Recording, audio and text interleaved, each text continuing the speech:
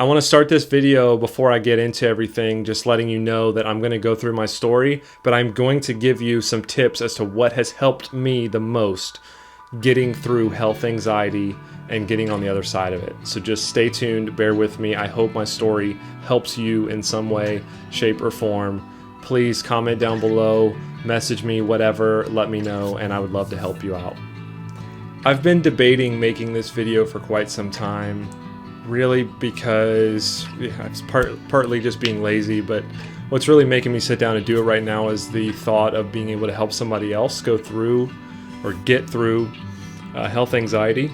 I've actually talked to other people that have had health anxiety or have health anxiety, and they've never even heard it called health anxiety before. So I think to some people that's kind of a revelation in and of itself. But there are different levels of anxiety and depression, and you can look all that kind of thing up. But I just wanted to share my story. I'm about 2 years in with dealing with health anxiety on and off, and I wanted to just share my story and just kind of let it be as raw as I can.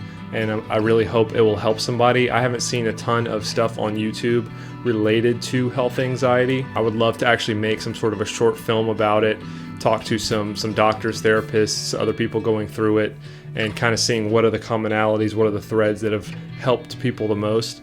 But for this, I just wanted to share my story. So my name is Tracy Davis. I work for a healthcare organization, which is kind of a factor in my health anxiety. I am a videographer, photographer. I also run my own business, my own production company. It's now June of 2019. Back in July of 2017, I was getting a new job. I was getting a new truck. There was a couple of kind of stressful factors coming in at the same time, which I think played a part of it, but I had my first panic attack. Whenever it was happening, I had never understood. I had no clue what was going on. I had no idea of what your body does during a panic attack. I really recommend you looking up and doing some research on what a panic attack is and understanding that it is a biological response within your body, because your body thinks that it is going, you're in danger. So it is producing that adrenaline and preparing your mind, preparing your body for action. But there is no danger, so it just kind of runs through you, and you're not sprinting or fighting somebody or anything like that. You're just in your head, essentially. I had the panic attack, and it just kind of, for me, it started with thinking, here's where the health anxiety part comes in, of that it's something wrong with my heart. And that has been really what it is for the last few years, is me thinking something is wrong with my heart. I'm gonna have a heart attack, something like that. No foundation, no reason, no clear reason as to why I would think this. And I can honestly say that it started, the health anxiety kind of began whenever I started looking up symptoms on Google. That was the worst thing I could have done, and even through the rest of the timeline, that was the worst thing that I did. Was anytime I would feel a symptom of any kind, I would look it up on Google. Here's the problem with that.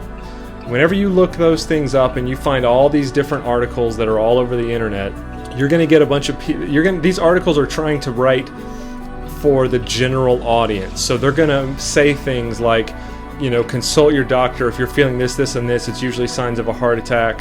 And this could be for anything that you're dealing with, not just heart attack, whatever the symptoms are that you're feeling. For me, going to the doctor did help. I went and got physical. They did an EKG on me. I was fine. That kind of wasn't enough. Later down the road, I had another EKG. I just highly recommend you not going on Google and looking things up. It's good to know what the signs and symptoms of things are in the event that there is something serious. But once you know those things, you don't want to keep reading things and getting in more information in your head, because it kind of builds up, and then every little thing that your body does, you start overanalyzing it, and that's where the term hypochondriac comes in, right? So I totally was experiencing all those things. Every little thing that I would feel in my chest would become this giant thing, and oh my God, I'm having a heart attack. The first panic attack lasted for 3 days. It was the whole funk, just the depression, the cloud. If you've never experienced this, you won't understand, but just the dark cloud that came in and just was over top of me. It's like in Truman Show where the rain was just falling right on Jim Carrey the whole time, no matter where you went. That's kind of how you felt. You saw everyone else happy and normal, but you were under this dark cloud. From what I've been told, that's really what like clinical depression is like. But for me, it was probably something close to like a nervous breakdown, which is like a whole nother level of panic attack, because it did last for a few days. And the panic attacks I had thereafter did not last for days. They were just kind of something short. I had the panic attack in 2017. After the 3 days, it kind of went away. I was like, oh, what was that? Glad I'm past it. I think another factor was I was falling more and more in love with my now wife, and we were growing closer together. I don't want anything to happen to me to take me away from her. And I still deal with things like that, if something happening to me or something happening to her, and one of us getting sick or dying or something like that. But I got past it, and I was fine actually for the next year, going into June, July of 2018. We were at the movies seeing Jurassic Park, the Fallen Kingdom or whatever it was called, and for some reason I started feeling some anxiousness in the movie theater. I've seen tons of action movies, whatever, those kind of movies can, get your adrenaline going. But for some reason, I started having a panic attack in the movie theater, and we had to leave. I think there was only like 10 minutes left in the movie, but we had to go. And then that night we got home. If you don't know, having anxiety makes you feel like you have to go to the bathroom. It really tears your stomach up. So I'm like shaking and just feeling like I'm gonna die. And again, I still didn't have the knowledge of what my body's doing, what the adrenaline's doing. So I had that. Thankfully, it went away. It was a shorter period of time, but that's whenever it kind of stuck, and the constantly feeling heart issues stuck with me. Any kind of chest pain. And for the past year after that, and like I said, now it's 2019, I've really been dealing with it a lot. I would be at work and I would just start feeling it. I would be in a restaurant, anywhere, and if I started feeling anything in my chest, and it usually was triggered with something physical that I would feel, I would start having anxiety. And to make things a little worse, I have had some shoulder. If you're not familiar with your brachial plexus, you have a ton of nerves just all within your chest and your pectoral muscle. My pec minor is very tight from exercise, chest press and things like that. There's a lot of physical things that if that muscle gets tight, then it can press on the nerves and you will feel things. I've had stuff, I could feel it going down my arm. Again, heart attack symptom, right? Feeling pain shooting down your arm. It wasn't a pain. Obviously, I haven't had a heart attack, so there was nothing for me to compare it to. Thank God I haven't, but if I had, I would know, okay, this is nothing like a heart attack. But, you don't know what you don't know. Thankfully, where I work, it's physical therapy, and we have therapists there that helped me with different stretches and things like that, to help with that and to get those symptoms down, which helps my anxiety. But it was just really a battle from there on. And from then, sometimes the anxiety would just come even without any kind of physical symptoms. I would just start feeling like I need to get away. I need to get away from people. Don't touch me. Just be alone and let me work through this in my head, because it's all in your head. It's all completely in your head. Really, what started the process of helping me in January, I got married, and then here we are in June. So this 5-6 months. It was pretty tough to kind of get to where I'm at now.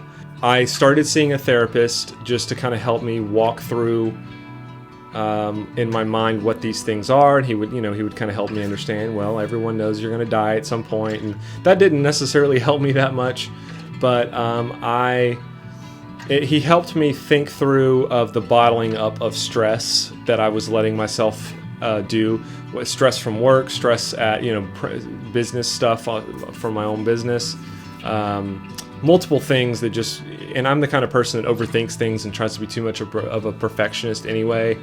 I have really been working through that and just letting myself know, understanding whenever things are starting to build up inside of my head and I need to take a deep breath, move along, get busy on something. Everything will work itself out in my head. but I just have to be more aware of that and just not let things, bother me too much. So I saw the therapist 2 or 3 times, and it did help, and I probably will see him again, because now, like I said before, I deal with other kind of fears and things like that. It's just good to have a professional that you can talk to. Going to the gym is one thing, making yourself physically strong, but we have to keep ourselves mentally strong too. And it's really important to, if you're going to go to the gym, you're going to see a personal trainer, why would you not see a professional when it comes to your mind? How much money do you spend on Starbucks a month? How much money do you spend on a massage? Wouldn't it be worth it to help your mind? Because your mind controls everything, right? So your mind has a lot to do with everything that we do, we think, how we move, everything. That helped me a lot. But then I hit a point to where I was like, I've had enough. I'm gonna see the cardiologist. My doctor, my primary care physician, prescribed me Xanax. You're gonna be fine, don't worry. And he was doing a good job of just like checking my heart, giving me reassurance. With a stethoscope, your heart sounds amazingly healthy and all that. But it just continued and continued on, and I just was like, screw it, I need to see a cardiologist. I feel like if I were to see a cardiologist, a professional who specializes in hearts, then I would feel much better.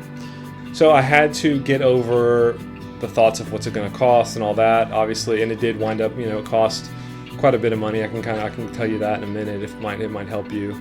I scheduled the appointment with the cardiologist in town, really well known, and I go in. And, it felt kind of weird being there because I was, surrounded by older folks and who probably had a lot more complicated heart issues going on. But I saw the cardiologist. He was asking me a couple questions. I'm sure he's seen people with anxiety before. I kind of told him some of my symptoms. He didn't really give me much reassurance in that initial meeting. He just said anxiety can cause those issues, and that's something I haven't mentioned yet in this video, is if you don't know that, anxiety and heart issues are very similar, and it's very frustrating because you can start feeling, your breath getting shallow, like I said, your stomach makes you want to go to the bathroom, you're like nauseous. A lot of the cold sweats, a lot of that stuff is very similar, so it was very frustrating. I was just ready to just be like, I need to know your heart's fine, 100%, don't worry. So he said, we're going to get you an echocardiogram, and we are going to assign you a heart monitor to wear I think he said 2 weeks, then they said 30 days, whatever, but I don't think I wore it quite as much as they wanted me to.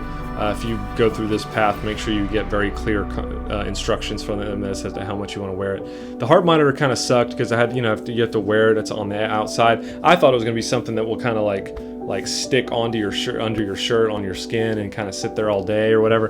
But no, it's not that small. It's not something like an Apple Watch. It's a pretty big pack, about the size of a cell phone. And you put the 2 patches on. It just monitors your heart all day. It's very simple. It's a very basic thing. And mine was sending the information to a cell tower, which goes to the place that was monitoring it, and then they send it to your doctor to look at. I did that as much as I possibly could. It turned out to be okay, the amount of information I gave them. I went in for the echo. This was when the first bit of hope came in, is with the echocardiogram. The lady that was doing it, you take your shirt off and everything, and then you lay there with your arm up or whatever, and she puts the gel. It's exactly like a sonogram for babies, except for your heart.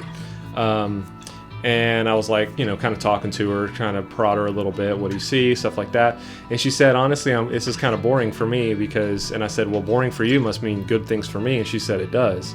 So, and obviously she's not the doctor, but that did make me start feeling better. So, I hate how, can I just make a quick side note about our healthcare system really quick? It's ridiculous that you have to go through all of these hoops in order to get information about your own body. If I want an MRI, I should just be able to drive down the street and get one. I shouldn't have to, MRIs don't, it's not invasive to you. Like, if I want to check my knee out, I don't understand why I have to go through all these hoops, go to your doctor, get a referral. Is insurance going to pay for it? It's so frustrating. And the same thing with what happened with this. They do it, instead of telling me right then and there or anything, it has to go through process, and then the doctor tells me weeks down the road. I'm sure every healthcare organization does it differently, but it's just so frustrating, the hoops you have to go through to get information about your own body.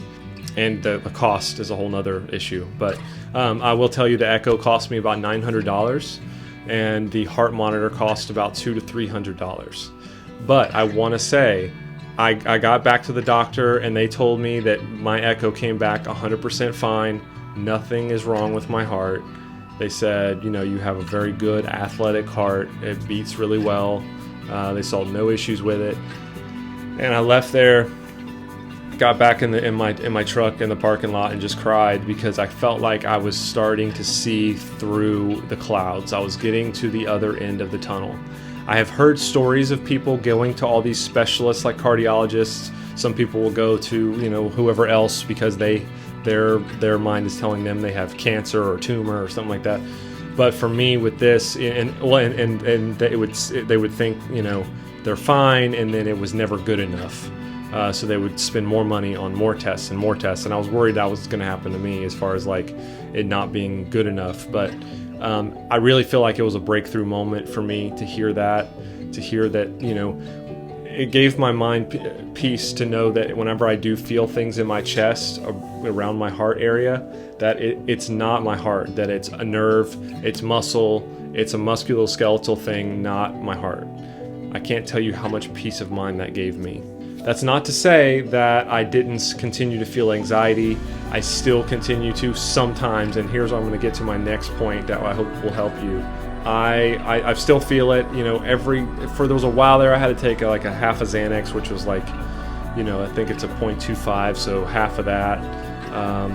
Actually, I think they're 0.5 pills, so I was thinking like 0.25. If I took a whole pill, it made me just completely sleepy. A half a pill kind of made me sleepy too, especially on an empty stomach.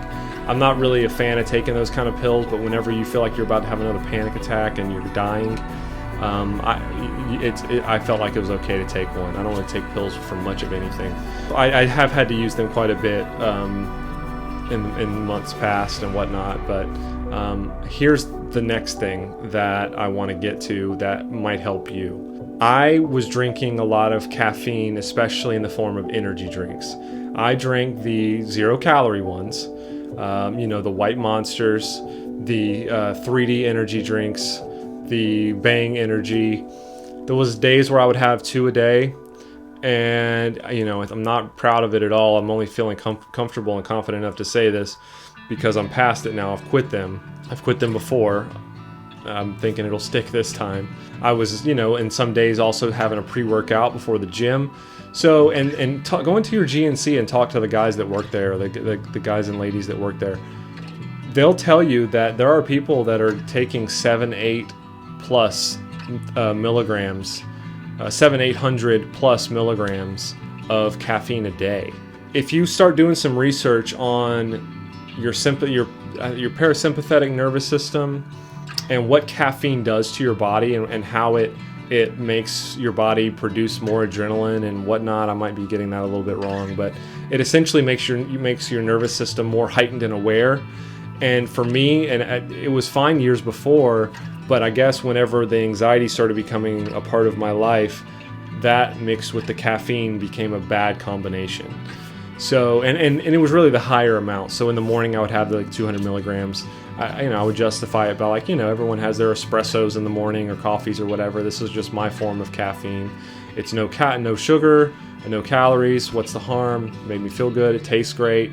That's the hardest part. If someone would just make one of those energy drinks, the no calorie energy drinks with no caffeine, I think it would blow up and do amazing, because there are a lot of people out there who don't do caffeine like that anymore. So what I cut that stuff out. I cut it out, and I'm talking like this is only like a week or two ago now. It was about 2 weeks now, and my mental clarity has been coming back. My brain fog has been going away, and most importantly, my anxiety has been dropping significantly. I've been going days without having anxious thoughts, feelings about my body, about my chest. You're going to die. Something's going to happen. Every day that goes on without those the energy drinks and caffeine, it's been coming down. I did find a vegan pre-workout. I'm not a vegan, but I found this pre-workout because it's very clean. It only has about 85 milligrams of caffeine in it, which is very small to me. It's it's like a normal cup of coffee for people. And all the rest of the stuff, it doesn't have proprietary blends in there with who knows what, laboratory type, substances in your pre-workout. It had, mixes of real food that gives you energy boost. And I got to tell you, it works at the gym. It's plenty fine. Some people go to the gym with just a cup of coffee, and it's been plenty for me. So, Vitamin Shop is where I got mine. Just tell them, you want something that's a more natural pre-workout, and I'm sure they'll be able to point you to it. If I can, I might put the link in the description to the one that I got, if that helps you. With the anxiety, that has been one of the biggest things that I could say. I almost feel like if I had cut the caffeine and the energy drinks out before doing the whole cardiologist thing, maybe I would have arrived at this earlier. I can't say for sure, but all I know now is, in my journey with this, and I hope to maybe I can do an update down the road that, it's been months, years since dropping the energy drinks and my anxiety's gone. Who knows? There's something about, and keep in mind, I don't mean to harp on caffeine so much, but caffeine is a drug. It is a drug. Your brain gets addicted to it, but not just that, what it does to your body and heightens up your nervous system and makes you more aware and everything like that. But it's also kind of like your body is becoming aware for imminent danger, attack, something like that. At least that's what was happening for me, I think. So, and plus it can make your heart race and things like that, which I would feel. I didn't mention that before, my heart would kind of flutter or pound kind of hard, which still happens sometimes, where I'm just, sitting. Most of the time it's whenever you're sitting still and you just feel that heartbeat just really hard, and it's really annoying, and kind of feel it in your neck or something like that. Here's a next tip. Breathing is very important. Should have mentioned this earlier. Breathing is getting your breathing techniques down. Dr. Mandel is one of the best doctors that I've seen on YouTube. I'll link his stuff down below. He has been a big help as far as just normal, natural things that you can do to help your body kind of slow down. So he had one of, you just breathe in deep through your nose, hold it for a second, and then kind of purse your lips tight and then push it out. And that's telling your body that everything's okay, and it starts calming down, and it makes your heart calm down. For me, it helps me with my heart's pounding hard, if your heart's racing, things like that. It's been great to have tools like that, because even being at the gym, whenever I'm doing deadlifts or squats or running or something like that, of course my heart's going to be beating faster, but the anxiety is trying to tell me that there's something wrong with me. So, or you're going to die. And then the other thing with all the heart stuff is, you hear stories of someone having a heart attack at the gym or, things like that. And it's just not good for you to especially to seek out that information. Sometimes it just happens. Someone's telling you a story and you can't stop it. But just be really wary of what you're putting in your head, because that stuff will kind of, some of that stuff, especially if it goes along with your fear, it's going to attach itself to that part of your brain, and you're going to remember it. And it's not going to be a fleeting information like most things. It's going to stick in there, and you're going to remember that guy who died or whatever. And that's what you're going to hold yourself to. And that it's just not good. So don't seek out that stuff. I want to just wrap this up. I know this is probably long. I don't care. If you are somebody who has been dealing with this, you don't care. I'm sure you've watched this whole thing. People that aren't dealing with this probably turned off a long time ago. But I just wanted to kind of share my story, and I really hope it's helping you in some way, shape, or form. So to recap, don't Google things. My therapist told me that when I was on the phone setting up the appointment with him before I had actually had a first session. He said, don't Google anything. And then whenever I was at the cardiologist, on the, they have like screens in the waiting room and stuff. It says don't Google symptoms. Those articles are just covering their butts to make sure that they say everything, so that if something were to happen and the person says they read their article, they can't say, well, you didn't warn me about this or this. So it's important to just don't read those things. If you have to really want to look something up, get one of your friends, family members, loved ones, whatever, to look it up for you, and just have them just say, don't give me much information. Just tell me, what do you think this is from looking up some stuff on the internet. The next thing is you're just going to have to decide if getting a professional's help, like a specialist's help, is worth it to you. If you're not dealing with heart issues, maybe it's some sort of another specialist in their field. You're just going to have to determine, is that worth it to you to go down that route? Do you have the money to do that? For me, thankfully we had the money to cover that, and insurance helped a bit on it. But to me, it was money well spent for the peace of mind. Definitely start by talking to your primary care physician.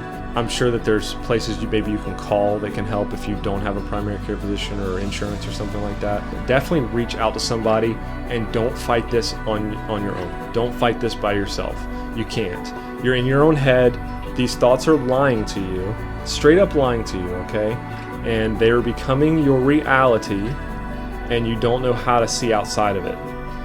I remember just having days of just like, all I want to do is have a normal day and spend time with my wife and not feel scared that I'm going to die today. And like, think how horrible that is. And it's like you're in prison in your own mind. It's very easy to retract and get into your own bubble and just don't talk to anybody. Maybe stay inside, don't go outside and become just a hermit in your own home. Don't do that. Trust me, get outside, go for walks, be outside. You don't have to go to stressful places that's full of people, but go to a park, do something outside where you can breathe fresh air. If you are blessed enough to live somewhere with mountains and lakes and things like that, go do that. National parks, I'm a big believer in the national park system. They're amazing. I can, close my eyes and see those times where I was at Yosemite, Yellowstone, Grand Tetons. Get outside and do things, and don't let that fear keep you in. It's going to try and battle you, and you have to know that those things are lies, that they're not true. And here's the thing that helped me a lot with that, even though it would continue to happen over and over again, but you'd have the panic, the anxiety again, the thoughts about what this thing is, and you would just tell yourself, well, I've had that thought for months now, for a year now, years, and it didn't happen then. Why do I think it's going to happen now? And that did kind of bring some reality to those times whenever I was really experiencing anxiety, and it gave me some clarity. So keep that in mind too. I know it's hard when you're in the middle of feeling it, but keep that in mind. Next is consider what you're putting into your body. Definitely, a lot of people, I didn't mention this before, but this is a kind of a part of the caffeine thing, is if you're eating junk and you're filling your body with junk food, you're giving your gut nothing to help you. Your gut and your brain are connected. Look it up. And a lot of your brain function and brain power and everything like that comes from the food that you're giving yourself. And so if you're eating just a ton of garbage and not drinking enough water and things like that, your brain is not going to be functioning right, and it's going to be a lot easier for it to kind of get into that fear mode. Clean up your diet, get a lot better with that. That's a whole rabbit hole on its own. But if you're eating, you should know if you're eating good enough or not. We all could maybe make an effort to be, take it up a notch with our diet. And then caffeine, for me, that was, I'm feeling like the caffeine has been the biggest thing for me so far, to be honest with you. Cutting it out has been amazing. I already went through all that, but I'm just going to leave this here. I hope that this really has helped you, and I would love to have a conversation with you in the comments down below. You're not alone if you're seeing this.